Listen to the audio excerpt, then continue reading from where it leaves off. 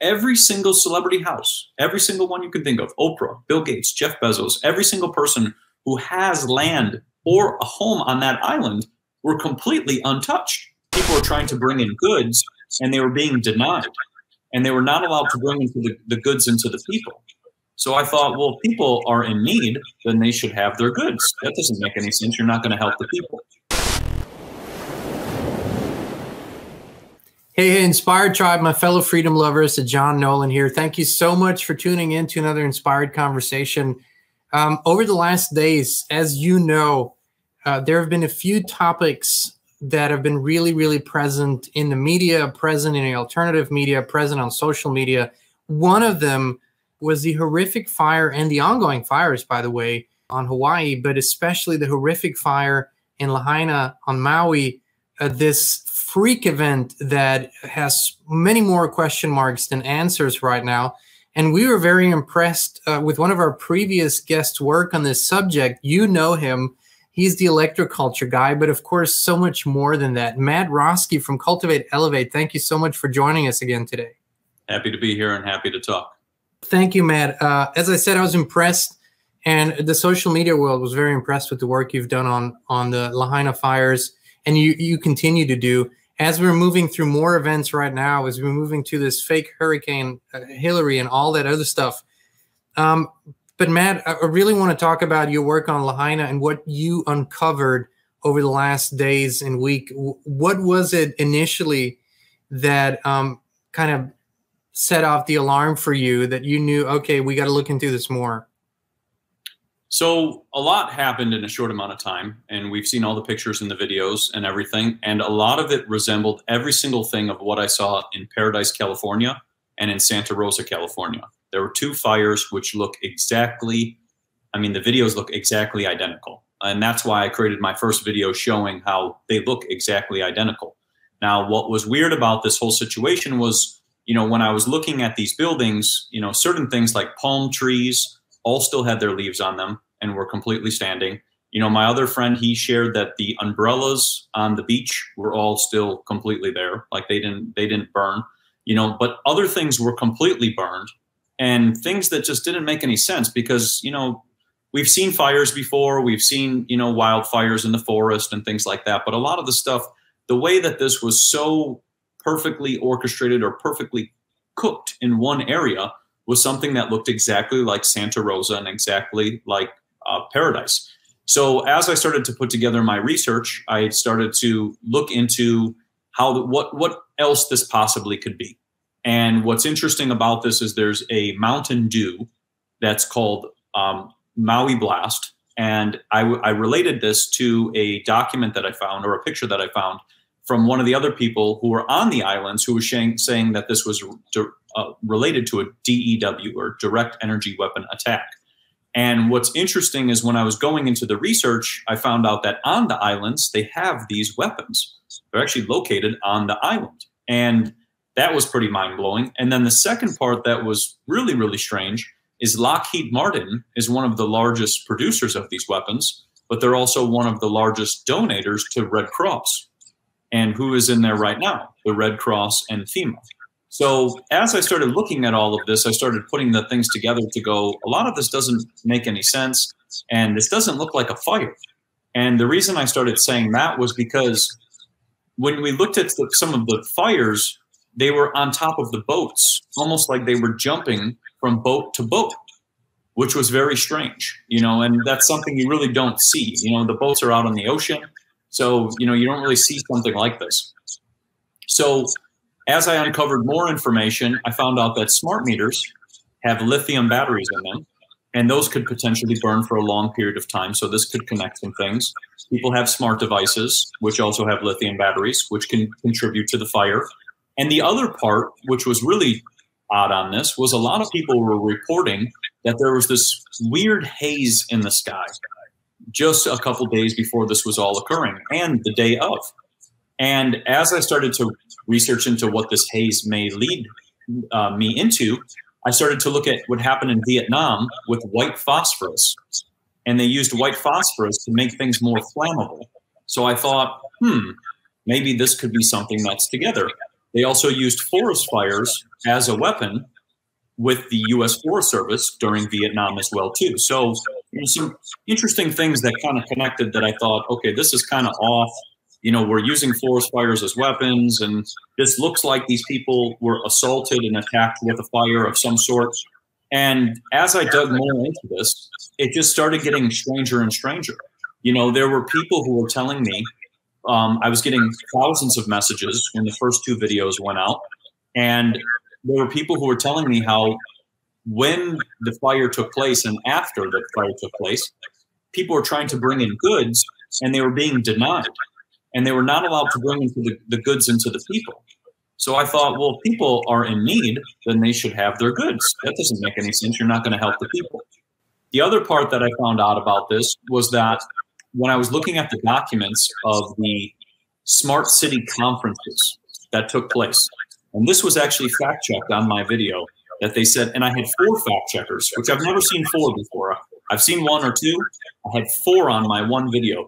And I showed that in January of 2023, there was a smart city conference in Hawaii, and it mentioned the word smart about 155 times in the document.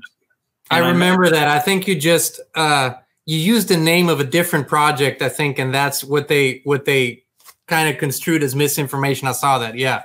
Yes. I think you used Jump Smart Maui, which was a project that had happened before. It is connected, but it's not exactly what you were referring to. Yeah. Yeah. So I mentioned both of those, that project and the Smart City Conference of January. I showed the documents of both of those so that people could see it. And the Jumpstart Maui is part of the smart energy system that they want to set up with all renewable, which makes you wonder how they're going to get energy if it's cloudy and things like this. But anyway, so, that was the other part. And then the other part I showed was that Hawaii was going to have in September a smart AI government meeting in which AI would govern the island. And so when I saw that, I thought, okay, this is like the 15-minute smart cities, smart city agenda that they're trying to push. And as I put that video out, that one went out and people started sharing. But through the course of a couple days, I started uncovering more and more things, such as why the hurricane was 500 to 600 miles away from the islands, but the islands were somehow having hurricane-like winds, which didn't make any sense because it was so far away that usually there's like a storm surge and there's winds around the hurricane, but not at that distance. And I actually looked up what that distance was because I wanted to find out. That's the same distance from Miami all the way to Atlanta. And if a hurricane hits Miami, we know that Miami is impacted, not Atlanta. Maybe they get a couple drops of rain, but they usually don't get much. So that was one big red flag. When I went on the Zoom Earth and I looked at the winds that were reported that day, I saw that there were heavy, heavy winds reported with everybody filming and people showing all their videos, which were sending them to me. But when I looked at Zoom Earth, they were only reporting like 10 to 20 miles an hour. So then I thought, well, then how are these winds potentially being created or made? And what's interesting is there's a large wind farm right next to the city. And that's a little bit up the mountain. So I kind of thought, maybe this goes something hand in hand, something we should look into. And then I made a couple other videos talking about how there were other parts that were interesting, such as there's a one Hawaii water company. And people can look into this. This is how all the water is maintained. It's a smart program. And the people of that committee, they basically held a seminar called A Day Without Water. And this was in about 2018 or 2019. And this whole seminar was what it would be like if you didn't have water. Well, what's interesting about that is that committee actually turned off the water on the people that day to conserve water. So you have this committee which is dictating the water and then controlling the water from the people. And I had multiple people start sending me messages that people were trying to turn on their hose to defend themselves from these fires, and they couldn't have access to water. And then when it started getting stranger, I started going into what the governor was proposing before all of this. And this is another important part I think people need to be aware of, because all these people need to be held accountable. That's pretty much what it comes down to. But the governor at the time, he was proposing that they should increase, and my buddy Eric covered this, the climate emergency fund in June from $3 million to $40 million. That's a very large increase. That's 10 times that, usually 2, 3, something like that. That's a very large increase. Now, what's interesting is nobody's seen any of those funds. I've had so many people message me that nobody's getting anything. They're not even getting the donations. They're not getting any of the supplies. They're not getting any of the help. They're being told they need to have a permit in order to go to their land. So he was a part of that. He was also a part of all these other things to try to take the land from the people. And he's been recorded saying that he wanted to take the land from the people. And people can look up these videos as well, too. And to make it matters even worse is I found out that on Hawaii, they have one of the largest sirens in the world. It's used for fires. It's used for floods, hurricanes, tsunamis, anything you can think of.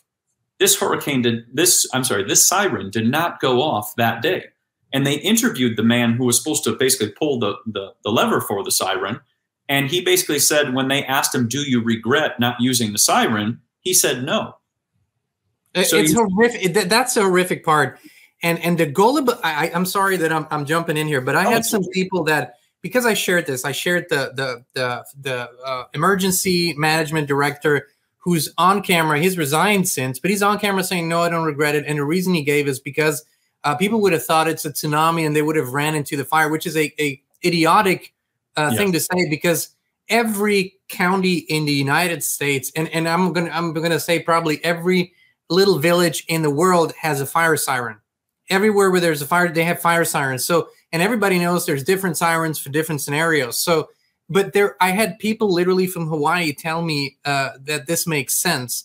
And I'm asking them, don't you have fire sirens? And there's silence on that. But I didn't want to interrupt your train of thought. I just wanted to say there's a level of mind and control and brainwashing that's being done. And it's still working on certain people, which puzzles me. But please go ahead. We were on the sirens. So as for the sirens, they didn't go off, and that guy actually resigned the next day after he gave his story. And everybody can look into all of these things. I'm not trying to just put some fibs out there and everything else. But so that guy resigned. And then what was also weird about this is that they found out that officials, when people were trying to escape, they were in their car trying to get out of there. Officials were blocking the only exit from allowing people to leave and telling them that they need to turn back around and go into the fires. And they were saying that the electrical companies who had the down power lines in front of the road were basically blocking off the road so that people could not leave. So people were forced to go back the opposite direction. Now, we all know cars, if you needed to, could drive over a power line. You have rubber tires. If you needed to be in that situation, you could drive over that. Not advocating for that. I'm just saying that you could do something like that. But the people were then told to go back. So all these things, you're sitting there going, okay, one thing happens, you see it happen, it's an accident. Two things, you go, okay, somebody messed up, whatever. But when you're going through this list and you're seeing all these anomalies, things are just not adding up. And you're seeing all this like hurricane-like thing happen to people, but they're witnessing fires without any water. And usually we all know hurricanes bring water, but somehow there was no water during this hurricane. And there was just fires, which were, like I said, jumping from place to place. Now, what's also interesting about this is the fact that the celebrities' houses were all completely untouched. Every single celebrity house, every single one you can think of, Oprah, Bill Gates, Jeff Bezos, every single person who has land or a home on that island were completely untouched. And what I found really strange was that a lot of this information was being sent back to Microsoft on the data of the fire, and this was shown with Bill Gates, and Bill Gates owns land there. So when you start to connect these dots, it's almost like these people went through this horrendous event, which nobody should have to go through, in order for them to collect data and then see what happens and whatever. It's very, very twisted. And to make matters even stranger, Oprah was giving out shampoo, conditioner, toilet paper, and things like that, but she has 1,000 acres on the island. 2 months before this incident, she actually bought more land. So she could have housed all of these people and said, please just come over, because that's what I would have done. If you're next to me, please come over, stay here, you know, whatever it may be. But she's given out shampoo, toilet paper, and tissues. But 5 years ago, and I have the recording and I showed it on television, she gave people a car. Every single person a car. You know, you get a car, you get a car, you get a car, you get a car. So the whole thing of what we see with the celebrity push is just the same narrative, that they're just helping the people who are in charge, in my opinion. And then if we take it to the Red Cross and the FEMA, you know, I've had multiple people reach out to me telling me that their insurance is not going to cover their land or their home because it's no longer in the correct zoning. So I even said, what's the whole point of having insurance then if an accident occurs and then the zoning changes after the accident so that you're no longer covered? And then the other part that was strange about this whole thing was, you know, looking at all the stuff with the FEMA and Red Cross situation, people had to get on boats and jet skis to go around the blockades to give people supplies to help, because they weren't allowing people to bring in food, water, gasoline, anything. So you have people who are stranded and are in, you know, they need things, and they're not even getting access to this help. And what was the other weird video I saw too was where they had all the food which had been donated and they wrapped it all up with like a plastic wrap, and we're not giving it out to the people. And this lady, I did her recording showing like her in the camp thing that she was in. And she was saying, like, I'm not getting a single donation. Look at, like, this is where I am. I have a tent and my things, and you guys are seeing this side on the media, but I'm sitting here in a tent and we're not getting anything. And they even told those people, which it gets even crazier, the people who were in this little camp thing, they were telling the locals that they need to get out because they can't afford security. But it's like, you just got 150 million or 200 million in donations, but you can't afford security to protect the people or give them food or water or shelter or anything. So when you start connecting all these dots, you know, like I said, one thing could be an accident, two things can be an accident, but this many, as you're starting to get into it, I start to see it as it's an attack on the people. And that's why I spoke out about it, because I realized that when I was seeing all this happen, we need to see another side, because our media has shown the same thing every single time. They try to direct our viewpoint to saying what's more crazy is that all of this was climate change. They said that every single thing related to every topic I just told you was related to climate change. And interestingly enough, Amazon, someone wrote a book about how all these fires, and there were multiple books that came out the same day, how all these books, how all the fires were related to climate change. Now, nothing of what we were talking about has related to anything about the climate changing.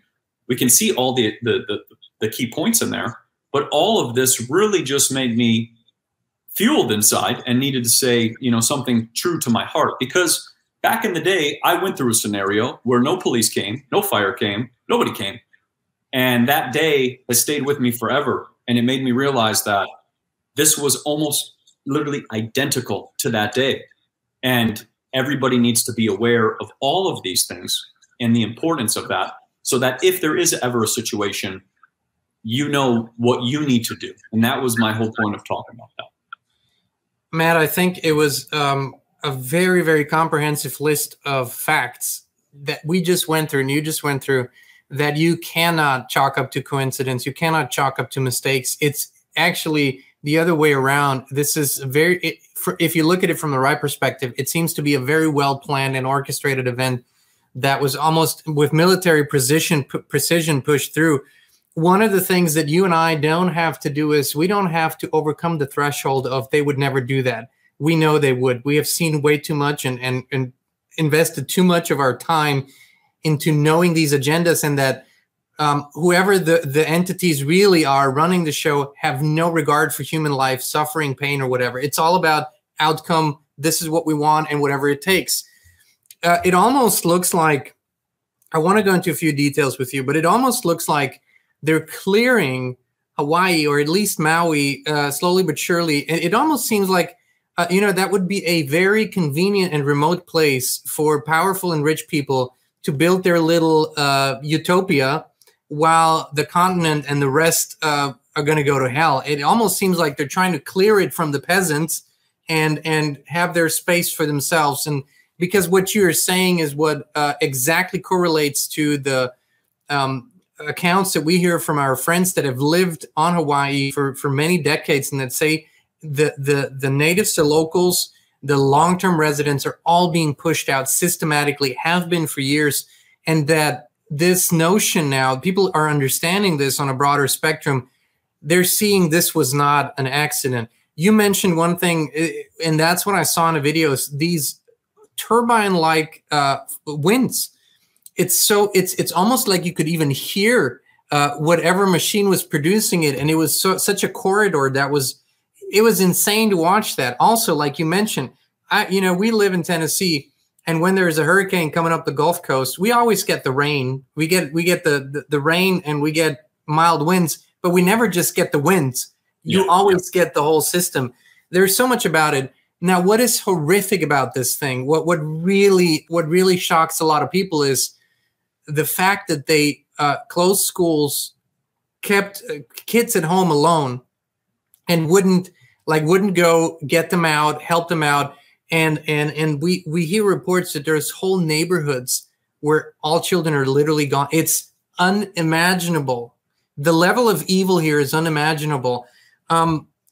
We're also seeing that, coincidentally, the Maui's police chief was also the incident commander at the Las Vegas shooting, which is another false flag attack in Las Vegas in 2017. It's closer to you. If you had to point to an organization, an agenda, we know about Agenda 2030, we know about the Great Reset stuff. Do you think we're dealing with enemies within? Could this even have been also a global attack? I mean, some people say this is almost like Pearl Harbor, 9/11, COVID. It's like in the chain of these horrific events. How do you view that? And have you identified organizations that could be behind this? There's a lot that comes into play with this. I mean, I see it a lot like 2020 when they pulled all the nonsense and everything like that. And then if we go back in the past too, because Vietnam War, almost identical. You look at every single strategy from this Vietnam War. So I look at these two things, or I look at this event and think, this is part of, like you said, what they're trying to push, these C40 or C60 cities, smart cities, 15-minute smart cities, and like you said, if they are out on an island, they're in a safer spot compared to where we are, more inland and things like that. And when I look at it of, who's to blame? Well, when I get into the documents of the Weather Modification Act of 1976, I can see that there's a bunch of three-letter agencies, and we all know every single one of them. And those three-letter agencies are involved in all of these things. So I see that as we have to look at, who could be orchestrating something and kind of see it from there. For example, why are there thousands of weather modification patents which have been approved of modifying the weather? Who's approving that? Like, who's allowing that to even be put out there? Because number one, I'm not above nature, and I'm not going to mess with nature, and nobody should have the right to mess with nature. So even those people should be held accountable. And as you asked, when we really look at it, yes, I feel the enemy is within. The enemy is within the territory in which we live. And it could be, like you said, that the police chief, it could be the person who pulls the siren. It could be multiple different people who are in this, group, which are trying to orchestrate something so that they could get some kickback or think that they're going to live some peachy life because they orchestrated against the people. But in reality, what I kind of see, and I've been seeing it a lot with social media now, especially the last couple of days, is a revolution will take place of just the truth coming out. And people are very angry, that's for sure. Because, if it was an act of nature, then we can say, there was a forest fire, things happen. But when we start seeing all these things and it's a deliberate attack against the people, it's a completely different story. And we can go back into the past. And on my live that I did, I talked about the past. There were a lot of resets that occurred in the past. You have, I think it's 1843, you have the New York World Fair, New York City World Fair. I think it's 1876, you have Philadelphia World Fair. 1893, you have the Chicago World Fair. If you look at the pictures of the destruction after the fire that they said did that, they look exactly like Hawaii, exactly identical. So you sit there and think, well, then this is not new technology. Maybe this has been around or something. Something is happening. What's weird is it always happens around a time in which a hurricane is occurring. Almost like there's this increase, at least what this one lady was saying, of a static field.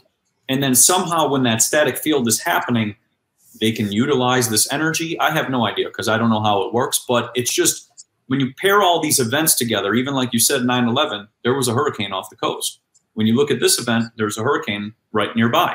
So you start to put these things together and think, okay, there's much more to this than even we can comprehend. And that's why when I first started putting these videos out, I just wanted awareness of some other side. And I had a lot of people who messaged me, a lot of very, very nasty things and everything else. And they told me, you know, the government would never do that.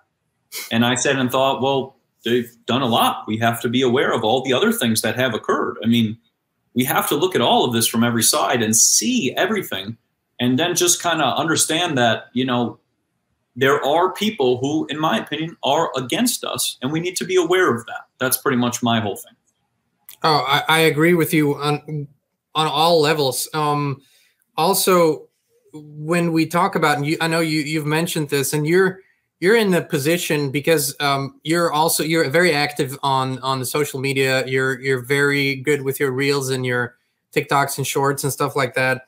And you kind of have to beat around the bush around certain subjects because you have been deleted before. I know this, but you're doing fantastic work. One of the things that we can openly talk about here on our website and platform is 5G and how it might play into all of this. And I believe that I have looked into the technology, the fundamental technology that enables 5G way before it happened, because there was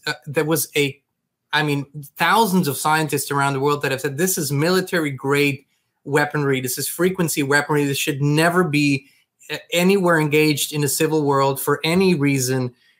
They have shown us what this can do. What people don't understand is that 5G isn't simply a way to have faster internet and faster data. It is a bandwidth of frequencies that is so broad, and a spectrum of how it can be used and amplified and turned up and down at will. So I'm convinced that a lot of the phenomena that we're seeing, especially in the last years, is deeply enhanced by 5G, both on the health side, direct health side, the effects that people are having, but also I believe that these towers and their capabilities are helping with events like we see in Lahaina in many ways. I can't exactly say how. I can only tell you that this is military-grade weaponry that is now being used with the help of the people, by the way, everywhere. Do you have any evidence that suggests that the 5G towers could help produce such an event?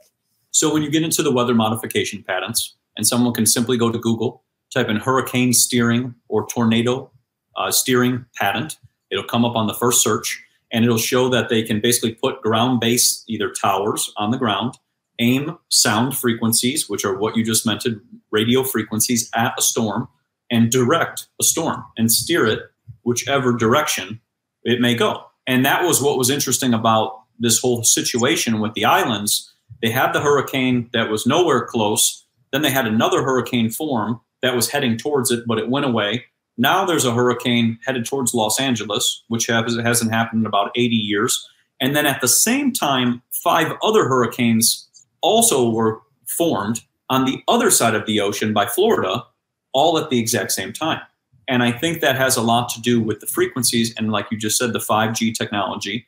Now, a lot of the times what people have to look back into, there's 2 great books on this, which I think every person should read, and it changes the world on these 2 topics. One is The Contagion Myth by Dr. Tom Cowan, so that we understand that germs are not jumping all over and getting into, you know, people's backyards and their restaurants and things like that. And then the second one would be The Invisible Rainbow by Arthur Fistenberg, where he goes into talking about technology and how radios and electricity can actually impact our health. And like you just said, that phone, it's a radio frequency. And Marconi, the guy who created the radio, died of multiple heart attacks after he created the radio. So we have to be aware of these things and how these frequencies can impact our health, because in 2020, when they pulled that whole charade of nonsense, people started losing their sense of smell, losing their sense of taste, started getting nausea, started having hair loss. Those are all symptoms of radiation poisoning. When you're around too much radiation, your body starts to display those symptoms. And then people say they have a long-term symptom because they're around the same technology for the long term. And I showed a picture on my Instagram, this was deleted many times, but of the 2020 before 5G, just like you mentioned, and 2021 after 5G, and how all the areas in which people were heavily being affected were the areas in which these towers were rolling out. Now, these towers can also be used to steer clouds and alter frequencies of our minds too, because if you think of a pulsing frequency that's constantly being sent out like sonar, it will constantly impact dolphins, whales, fish, all these things. So think of it the same way, excuse me, with these towers as, you know, them being on the ground or in the city. They could be used for weather. They could be used for, you know, maybe targeting for somebody. They could be used to all different types of things. And like you said, they were used in the military. You go back into the 1970s documents of microwave as a weapon, and you can see all the documents of the U.S. Navy. I have them. Like, I have all of the things that show all the side effects, and they're all matching up exactly to what we heard of in 2020, which was the COVID situation. But in reality, people had radiation poisoning. That's it. And so when you look at it, it goes more in depth because obviously we could, you know, I could talk about this topic for a while. But with that, you know, we can look at it from a lot of different angles, and we just have to look at things from different sides. And that's why those two books cover so much information. It even covers where I think diabetes type 1 came from, which is an electrical illness of the pancreas. The pancreas has been electrically induced from all the electricity and radios at that time, and then it cannot produce insulin. And it's interesting because I had many people in my family who had type 1 diabetes, and we can never figure out what it was. But sometimes when we turn on the radio, all of a sudden a family member will get a nosebleed. And that's a symptom of radio frequency. So it also impacts the blood sugar as well. So this can be a very long one, but the summary, the invisible rainbow and the contagion myth kind of go more into this. That's exactly what I think we're tasked to do in these times. And I always say we got to put on our big boy pants and be adults here, and big girl skirts, and just realize that we're dealing with a very complex situation. What I appreciate about your work so much is you present the facts, but you're not a doom and gloomer. You're okay, here's what we're dealing with, but we have solutions. As a matter of fact, we have nature, and we have the abundant perfection of nature that was created in such marvelous ways that there's a solution for every problem. And you are a solutions guy, which I really appreciate. So, and as I've said off camera, one of the things that you do is to cultivate, elevate products that Christine and I use, and they're over right next to the distiller machine, actually, and also beautifully packaged, which helps, makes it beautiful. But you're passionate about providing solutions. You're passionate about, hey, here's a problem, but here's what we can really do about it, and here's how we empower ourselves. When did that start with you? What made that point where you said, what was that point where you said, hey, I don't want to focus just on the problems. I want to be part of the solution. What was that point in your life? Why are you so passionate about this?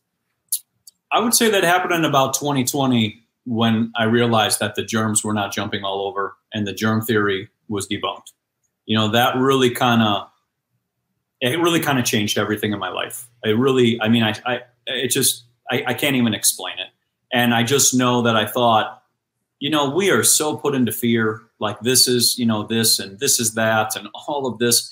And it's funny because that's the most things I get fact checked on. Anytime I talk about abundance and I show unlimited something, that's the first fact check that comes. So, you know, that must be a threat. That beautiful positivity must be a threat to their system. That's how I see it. So as I started putting out solutions and started learning about this, I thought there's got to be a counter to all of this. And there's got to be a counter to everything. And it starts with us. It starts with us taking accountability and what can we do? And a lot of people ask, well, what can we do? And I say to start with your home, start with your family, start with your loved ones, you know, spread awareness, spread knowledge, you know, share information, read different sources, read different sides. Because what happens is as soon as you learn the truth on one thing or whatever it may be, you can't unknow that information. And that's what it did for me. So I started thinking, I'm going to start putting this stuff into videos, into content and other information so that we can get out of this. And it's interesting too, because Yahoo News actually fact-checked me with the video that I put up. And they just said, you know, they insulted our superfoods on their post. And it's interesting because you're insulting nature. You're insulting the beautiful superfoods of the earth, beautiful things that, you know, Mother Earth is creating.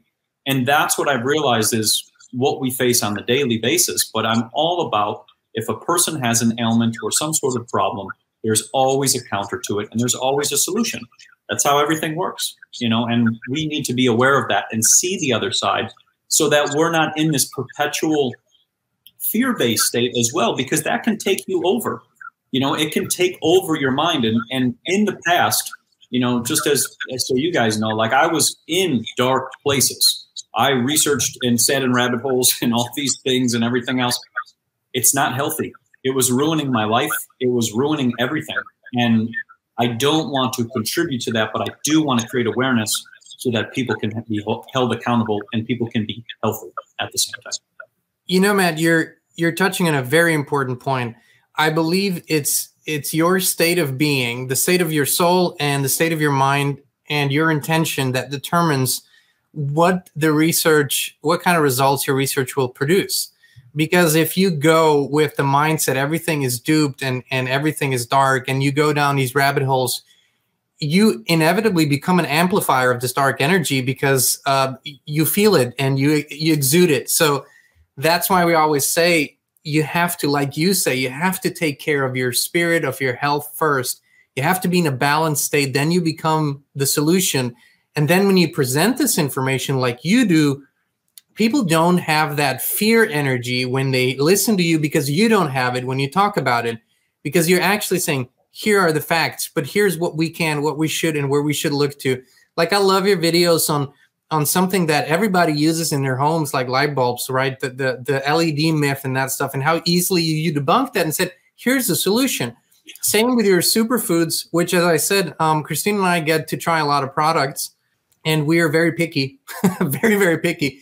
But we really feel and enjoy the effects. Can you talk a little bit about how you came to choose these specific superfoods and what you're working on and what results people are having? So when I first was in the fitness world, I understood minerals and vitamins and single ingredients.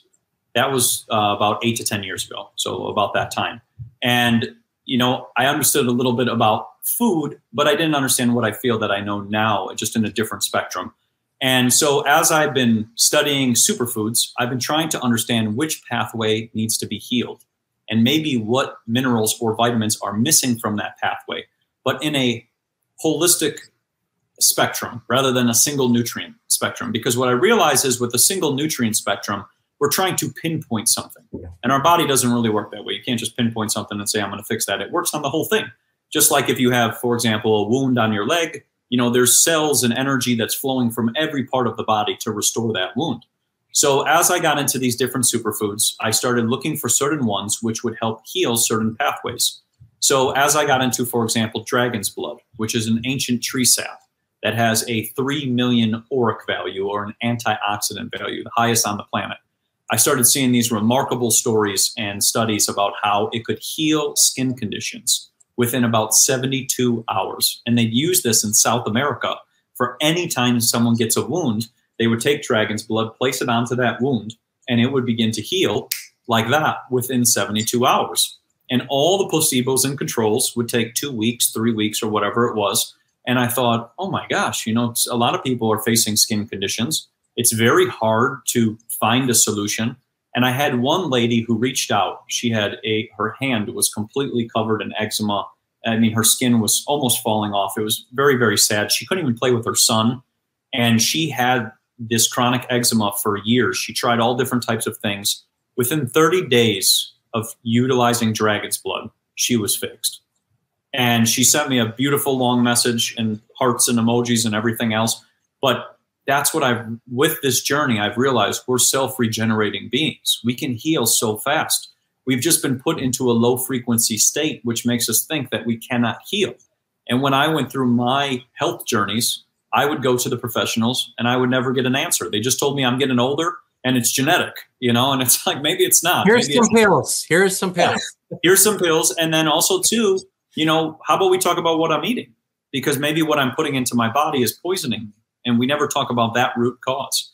So as I got into that, I learned about the dragon's blood. Another one that we have on our website is called pearl powder, and it's basically just grounded up pearls. And pearls have remarkable healing abilities on the body. They're great. I love that one, Matt. That one probably from, I feel like I can feel the effects the most from the pearl powder. It's just, that's my favorite. And I can't even tell you why. That's just how it feels to me. Yeah, it makes you very in tune, because now you're taking in the energy of a pearl, which has 2% structured water, which is very healing for the body and very healing for the eyes. And there's been studies shown about how people have healed cataracts using pearl powder. And I actually had a lady write me a review yesterday that I just posted up on Instagram about how her cataracts are reversed.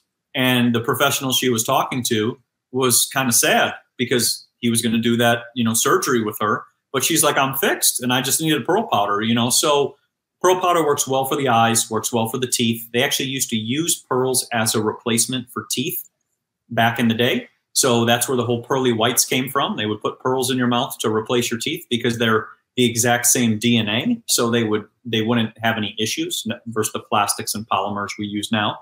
And then it's also very healing for if you have, for example, restless leg syndrome or anything that's like you're depleted in magnesium, because pearl has magnesium carbonate in it, which is one of the highest absorbable forms of magnesium. So it's very healing for the legs, which could either have too much static due to polyester sheets, and linen sheets can be a great solution, or depletion of magnesium from chronic stress. And if we think about what can cause chronic stress, we covered a couple of those topics today in this one, but you know, that can also deplete the magnesium, so pearl can work as a great solution. But all the other ones that we have, shilajit and our mushrooms and everything, all of my stuff is just about trying to identify a pathway which just needs to be fed. Because what I realize is our beautiful bodies, depending on whichever it may be, just need certain things to feed it and those certain areas. Just like carrots usually look like your eye because they're healthy for your eye. So same thing with these superfoods, we're addressing that and helping to heal those pathways. But as for what I'm working on now, I'm working on a lot of stuff related to some new products with some different types of mushrooms and different types of herbs to energize the body, bring back the fire in the body, which I think will fit kind of about this time. And then as well, I'm also working on some stuff related to electroculture, which we talked about in the past, related to using lights in different color spectrum, because that's another one that plays a vital role with our gardens. So at the moment, working on that, and then I will be finishing up my book in the next, I believe, 2 weeks. I have it almost pretty much ready to go. And that was because I was trying to get all the electroculture results and everybody's pictures from Telegram. I've been reaching out to try to get everybody's stuff in there so that I can show electroculture across the world. Because when I first started this movement with electroculture, I didn't know where it was going to take me. I didn't know where it was going to take anything that it was going. I just thought I would try it. And now it's just the amount of food that people have in abundance is absolutely miraculous or amazing. And, you know, I want to feature that in the book so that people can see, you know, no matter what climate you're in, where you're living, this can be a solution or an option for you so that you have options, because I think that's important. I love that, Matt. When I listen to all the things you do, you know, I kind of know how it feels. It's almost like we sometimes find a way to stretch the hours a little bit to get everything done. And I know you're so passionate about what you do. So we wanted to thank you for your work, for everything you do. We look forward to the book, of course. And as I told you off camera, our electroculture, my wife, Christine, has implemented electroculture fully into the garden this year.